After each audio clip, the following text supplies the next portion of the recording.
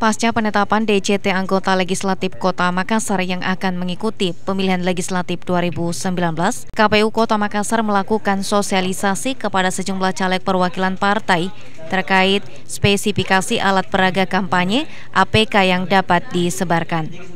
KPU Kota Makassar juga menjelaskan prosedur kampanye dan pemasangan alat peraga kampanye APK sesuai dengan PKPU nomor 28 tahun 2018 tentang desain dan jumlah APK caleg, yakni caleg hanya difasilitasi 16 spanduk dan 10 baliho. Sementara itu, batas maksimal caleg hanya dapat menggandakan jumlah spanduk dan baliho sesuai dengan jumlah yang ditetapkan KPU dan partai politik.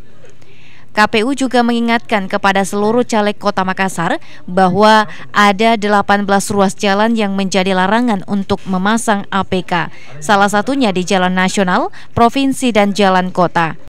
Itu kita sosialisasikan tentang APK tambahan ya. APK tambahan yang perlu diketahui oleh masing-masing partai politik.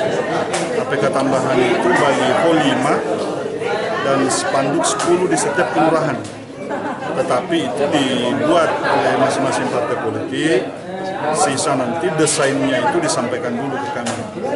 Disampaikan tujuan penyampaiannya itu hanya ingin memastikan bahwa desainnya itu tidak keluar dari PKPU ya. KPU Kota Makassar juga menjelaskan bahwa ukuran maksimal APK caleg khusus untuk baliho berukuran 4 meter x 7 meter dengan bahan digital printing dan gramatur.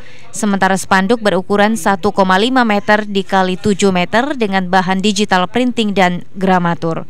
Ira, Pajar TV dan Pajar Radio melaporkan.